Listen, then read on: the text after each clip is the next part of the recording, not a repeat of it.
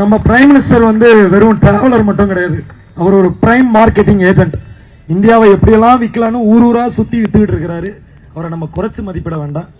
அடுத்ததா புரட்சி பாடகர் தோழர் அறிவு அவர்கள். ஜெய்பீம். நீட் தேர்வை நீக்கணும், நீட் தேர்வு முறைகேடுகளுக்கு பொறுப்பேற்று மத்திய அமைச்சர் தர்மேந்திர பிரதான் பதவி விலகணும் என்ற உயரிய கோரிக்கையோடு லட்சக்கணக்கான மாணவர்கள் இந்தியா முழுக்க திரண்டு போராடி கொண்டிருக்கிறார்கள். இந்த போராட்டம் ஒரு முக்கியமான உண்மையை உணர்த்துது. இது வெறுமனே நீட் தேர்வை ஒழிக்கிறதுக்கான போராட்டம் மட்டுமா? நீட் தேர்வில் இருக்கிற குளறுபடியை மட்டும் நீக்கிட்டா போதுமா? இங்க கல்வி முறை என்னவா இருக்கு? இங்க அடிப்படை கல்வி அமைப்பிலேயே பிரச்சனை இருக்குது. இங்க நாம எல்லாருமே படிச்சிருக்கிறோம். ஆனா நாம என்ன ஆகணும்னு நினைச்சோமோ அதை தான் படிச்சோமா? நம்ம நினைச்சதை படிக்கிறதுக்கான வாய்ப்போ சூழ்நிலையோ நமக்கு ஏற்படுத்தி தரப்பட்டதா? நீட்டுக்கு முன்னாடியே நான் இன்ஜினியரிங் படிச்சிருக்கிறேன்.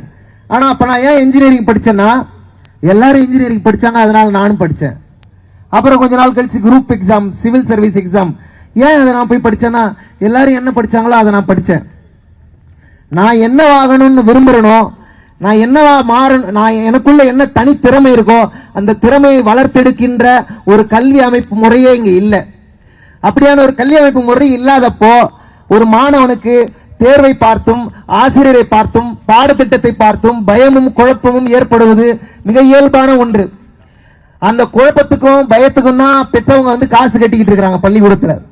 ஆனா மாணவர்கள் அதை வெளியே சொல்லாம மதிப்பெண்களுக்காக நடத்தப்படுகின்ற தேர்வுகளை கண்டு பயந்து கொண்டு அதை சகித்துக் கொண்டிருந்த ஒரு தலைமுறை இன்னைக்கு வெடிச்சு எழுந்து நீட் போராட்டம் என்ற வழியா தேர்வுக்கு வந்திருக்கு.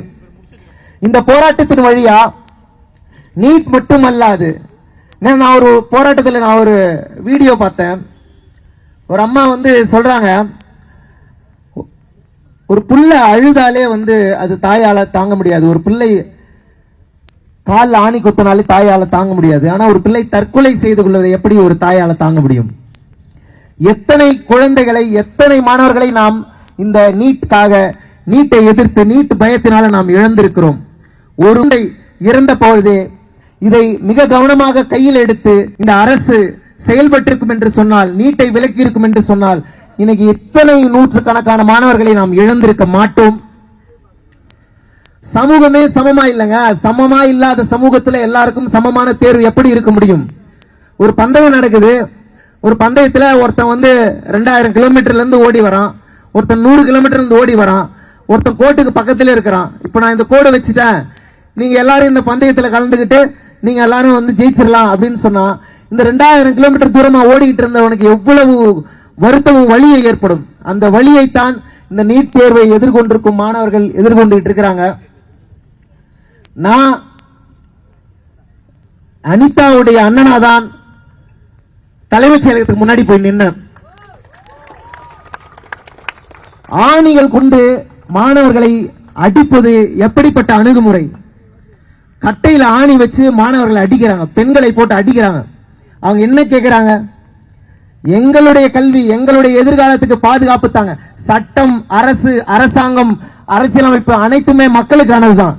இந்த மக்களுக்கானது என்கின்ற அந்த அடிப்படை புரிதல் இல்லாத இந்த அரசாங்கம் போராடுகிற மாணவர்களை வன்முறையை ஏவி அவர்களை காயப்படுத்தி கொண்டிருக்கிறது. அந்த காயம் என்னால தாங்கிக்க முடியல, அதனாலதான் நான் இறங்கினேன். அனிதா 10 ஆண்டுகளுக்கு முன்பாக நம்மிடம் எழுப்பிய கேள்விக்கு இன்றைக்கு வரைக்கும் நம்மிடத்திலே பதில் இல்லை. இது அனிதாவுடைய போராட்டம். நாம் அனைவரும் போராடி கொண்டிருப்பது அனிதாவுடைய போராட்டம். இந்த போராட்டத்திற்கு ஒரு தீர்வு காணும் வரை நாம் யாரும் சற்றும் பின்வாங்க கூடாது. எனக்கு அன்னைக்கே புரிஞ்சிருச்சு, அரசாங்கத்திடம் முறையிடுவதன் மூலமாக இது நடைபெறாத ஒரு காரியம் என்பது. அரசியல்வாதிகளிடம் போய் நாம் நிற்கக்கூடாது என்பது. மக்களிடத்திலே மக்கள் அமைப்பாக, மக்களோடு மக்களாக நாம் இருக்க வேண்டும்.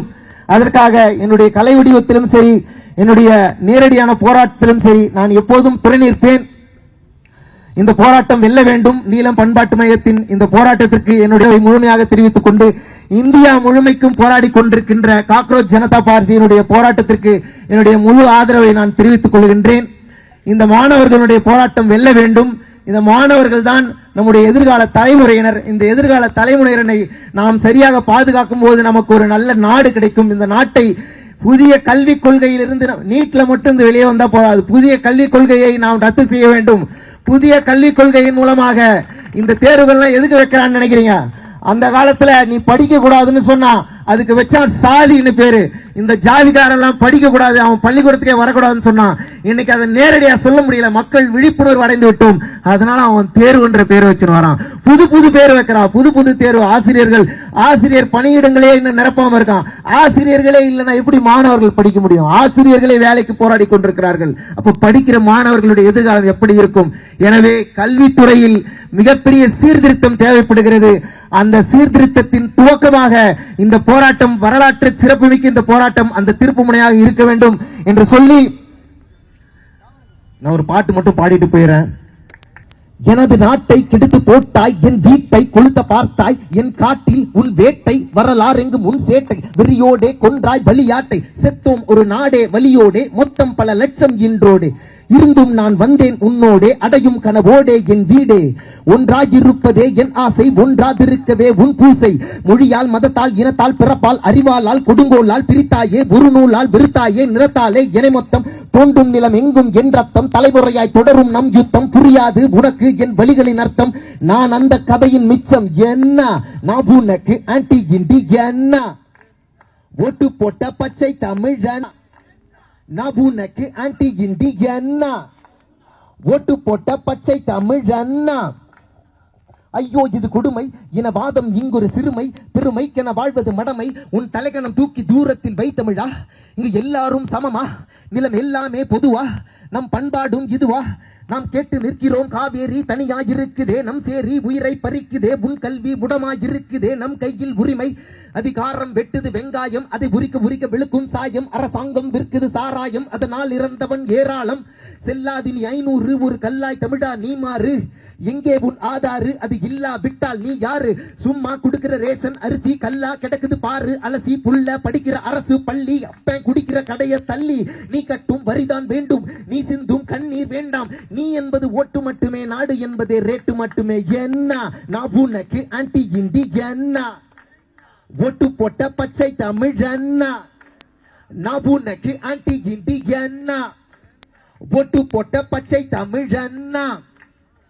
உலகெல்லாம் உன் சொந்தம், உதை வாங்கி திரியுதே உன்பந்தம், பல பட்டம் வென்றாலும் பசியோடு வாடுதே நம் சொந்தம், மலரட்டும் தொடரட்டும் விடியட்டும் என சில வாய் மட்டும், மலமல்லும் தொழிலுக்கோ வர வேண்டும் இங்கொருவன் மட்டும், செலவழிக்கிற செலவக்க மலை போட தனிமலை தெர்மக்கோல போட்டு மூட ஸ்டெரிலைட்டன மீத்தேன் நீட்டென கொன்று விட்டு கையெடுத்து கும்பிடுற போட்டு போட, தமிழன் என சோதனை எலியா, தமிழர் பேசுகிற மொழியும் இந்தியா, கருப்பு பணம் திருப்பி தந்தியா, குடிசை எரிஞ்சதே நீயும் வந்தியா, இலவசங்களை கொடுக்கிற மயக்கிற அடிப்பட உரிமையை பறிக்கிற சிரிக்கிற, கலவரங்களை நடத்துற நாட்டுல கேள்வி கேட்டா தேச துரோகியா, பரண முருதனவை கனவு தருமதனை விதை என விழுமதி மயக்கிடுமது விதி இறுதி வரையுறுதி கொடுக்கும் எனது வழி எழுதும் ஒரு புதிய வரலாறு, இனி தேவையில்லை துயரம் பொறுத்திட முடியாது கொள்ளை, இனியும் முடிவறியாது ஒரு வினை செய்தோம், பகுத்தறிவால் அதை சரி செய்வோம், என்ன நான் உனக்கு ஆன்டி இண்டி என்ன, ஓட்டு போட்ட பச்சை தமிழன்னா, நான் உனக்கு ஆன்டி இண்டி என்ன, உன் போலொரு மனிதன் தானே நான் இங்கே.